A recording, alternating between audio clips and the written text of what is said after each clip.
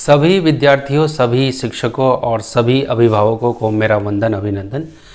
जैसा कि आप देख पा रहे हैं कि छत्तीसगढ़ में कक्षा 5वीं 8वीं बोर्ड परीक्षा में असफल होने पर रोकना तय। अगर आप छत्तीसगढ़ बोर्ड से यदि आप पढ़ रहे हैं तो 5वीं और 8वीं जो कि बोर्ड परीक्षा होने वाली है, अगर उसमें असफल होते हैं तो उसमें रोकना सरकार तय कर चुकी है, जो कि जिसमें भारत का जो राजपत्र है उसको यहाँ पे जारी भी किया जा चुका है। तो मैं थोड़ा सा आपको यहाँ पे बता देता हूँ कि राजपत्र क्या होता है। देखिए, कहीं ना कहीं राज्य सरकार जो है ये बैठ के अपने मंत्रालय में बैठ करके इस बात का डिसीजन लेती है कि हमें क्या करना चाहिए। फिर उस बात को क्या किया जाता है कि ऊपर के जो विभाग रहता है एजुकेशन डिपार्टमेंट यानी कि सेंट्रल लेवल पे, वहाँ से फिर एक ये आदेश जारी होता है। तो जैसे कि मैं आगे आपको लेके चलता हूँ, देखो यहाँ पे भारत का राजपत्र वहाँ से मिल चुका है, जो कि आपका ये दिल्ली से आपको मिलता है। नई दिल्ली से आप साफ साफ देख सकते हैं कि नई दिल्ली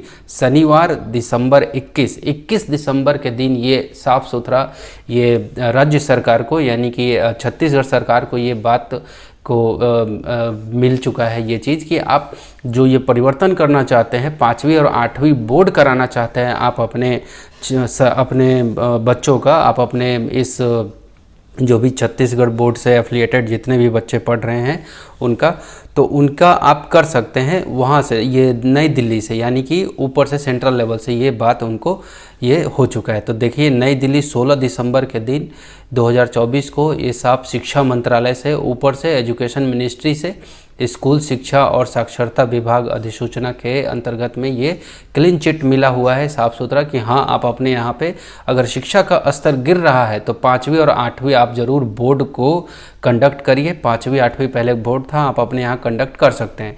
अब साफ सुथरा बात पे आते हैं कि इसमें होगा क्या। आखिर सरकार ने तो अपना बात रख दिया ऊपर में, और साथ में यहाँ पे ये सब भी बातें कह दी गई कि क्या क्या चीज़ें यहाँ पे करनी पड़ेंगी, क्या क्या संशोधन करना पड़ेगा। तो साफ सुथरा बात यहाँ पे लिखा हुआ है कि इन नियमों का संक्षिप्त नाम निःशुल्क और अनिवार्य बाल शिक्षा अधिनियम, ऐसा ये नियम है।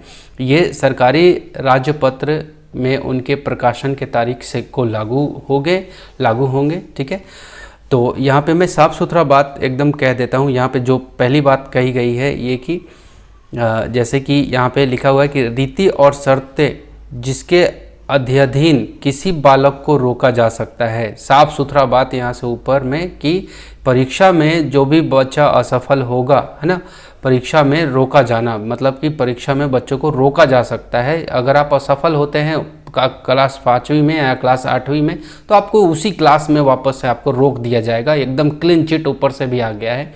तो प्रत्येक शैक्षणिक वर्ष के अंत पर 5वीं कक्षा और 8वीं कक्षा में नियमित परीक्षा होगी। जैसे परीक्षा होती है बोर्ड की, वैसे आपकी परीक्षा होगी।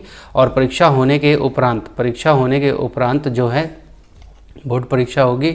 और यहाँ पे साफ साफ ये भी बताया जा रहा है कि नियमित परीक्षा के संचालन के पश्चात जो आपकी परीक्षा होगी, नियमित परीक्षा जो होगी, यदि कोई बालक समय पर यथा अधिसूचित प्रोन्नति मापदंड को पूरा करने में असफल रहता है, जो भी मापदंड रहेगा आपके एग्ज़ाम का, है ना, आप जो परीक्षा में बैठते हो उसमें जो भी क्वेश्चन पूछे रहेंगे या फिर आप फेल ही हो जाते हो पूर्ण रूप से, तो उसे परिणाम घोषित होने की तारीख में 2 माह की अवधि के भीतर पुनः परीक्षा के लिए अतिरिक्त अनुदेश तथा अवसर दिया जाएगा।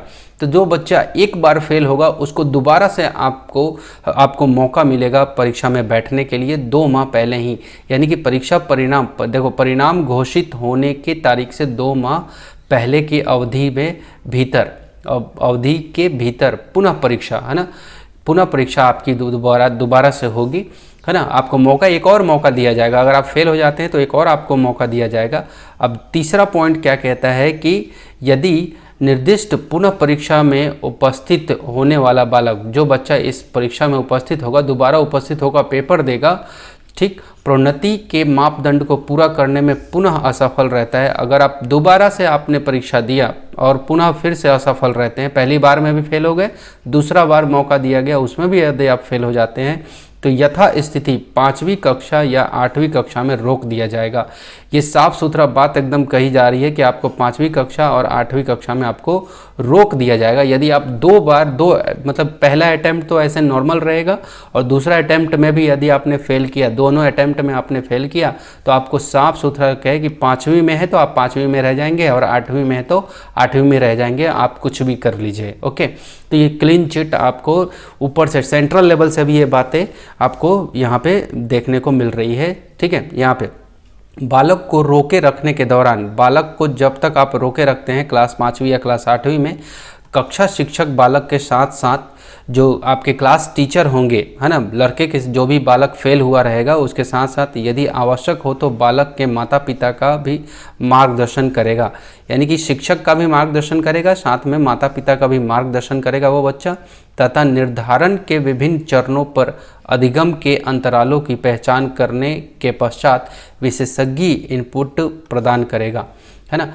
जो भी सब्जेक्ट टीचर होंगे उन सभी सब्जेक्ट टीचर से अच्छे से सभी सब्जेक्ट को अच्छे से पढ़ते हुए फिर से उनका एग्ज़ाम कंडक्ट होगा। ओके, चलो 5वां नंबर, स्कूल का जो प्रमुख होगा उन बालकों की सूची बनाएगा जो रोके गए हैं। स्कूल का यदि कोई बच्चा 2 बार फेल हो जाता है तो उनको तो रोकना ही है, उन बच्चों का सूची बनाएगा जो रोके गए हैं, तथा ऐसे बालकों को विशेषज्ञ इनपुट के लिए प्रदान किए गए उपबंधों पर पहचाने गए अधिगम के अंतरालों के संबंध में उनकी प्रगति पर व्यक्तिगत रूप से मॉनिटरिंग करेगा। ठीक है, मान लो आप 2 बार फेल हो जाते हैं और तब तो आपको 5वीं में रुकना ही है, ये तय हो गया, 5वीं में आप रोक दिए जाओगे, राइट।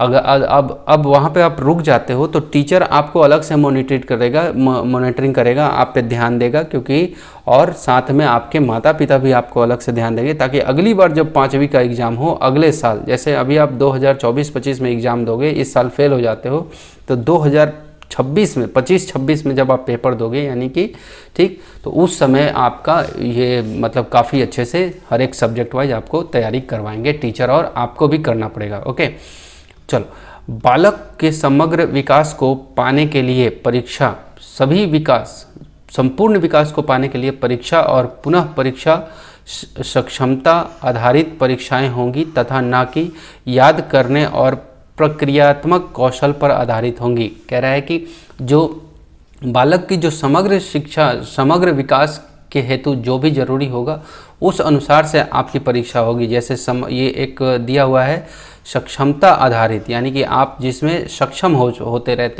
हैं उस पे आधारित आपकी परीक्षाएं होंगी, ना कि याद करने, जैसे कि कोई चीज़ रट के आप याद कर रहे हैं उस तरीके से, है ना, और ना ही प्रक्रियात्मक कौशल पे आधारित होंगी आपकी, ये 2 मेथड पे आपकी परीक्षा आधारित नहीं होंगी। क्लियर है। 7वां नंबर, किसी भी बालक को तब तक किसी स्कूल में नहीं निकाला जाएगा जब तक कि वो प्रारंभिक शिक्षा पूरी नहीं कर लेता। किसी भी बालक को उस स्कूल से आप नहीं निकाल सकते हैं जब तक कि वो बच्चा अपना पूर्ण जो भी प्रारंभिक शिक्षा होती है, यानी कि 1 से अगर 5वीं में है तो 5वीं पूरा कंप्लीट कर ले, है ना, 8वीं में है तो 8वीं पूरा कंप्लीट कर ले, तभी आप उस बच्चे को आप निकाल सकते हैं, टीसी ले सकते हैं। यदि बच्चा 5वीं में फेल हो जाता है, 8वीं में फेल हो जाता है, तो आपको पुनः क्या करना होगा, वापस से वो बच्चा उसी स्कूल में पढ़ेगा, आप वहाँ से टीसी नहीं ले जा सकते हैं। साफ सुथरा ये बात यहाँ पे लिखा हुआ है, किसी भी बालक को तब तक किसी स्कूल में नहीं निकाला जाएगा, स्कूल से नहीं निकाल सकते हैं जब तक कि वो अपनी प्रारंभिक शिक्षा पूरी नहीं कर लेता है। तो ये बहुत ही इम्पोर्टेंट अपडेट क्लास 5 और क्लास 6 के विद्यार्थियों के लिए, जो छत्तीसगढ़ बोर्ड के विद्यार्थी हैं, है ना, बहुत ही ये इम्पोर्टेंट अपडेट था आपके लिए। ठीक है, तो मैं बीच बीच में ऐसे ही अपडेट लाता रहूँगा आप लोग के लिए, जो भी और पेपर आपको बोर्ड से संबंधित जितने भी आपके पेपर होंगे वो सब पेपर की मैं तैयारी करवाऊँगा। तो लगातार मेरे साथ बने रहो आप। जैसे कि आप देख सकते हो ऊपर अनिल कुमार सिंघल जो कि अपर सचिव होते हैं जो शिक्षा विभाग के, तो उनके द्वारा ये नोटिफिकेशन जारी है। क्लियर है। तो डियर स्टूडेंट, आप ज़रूर मेरे साथ जुड़े रहना। मैं मिलूँगा अगले नेक्स्ट अपडेट के साथ। टेक केयर एंड शुभ दिन आपका।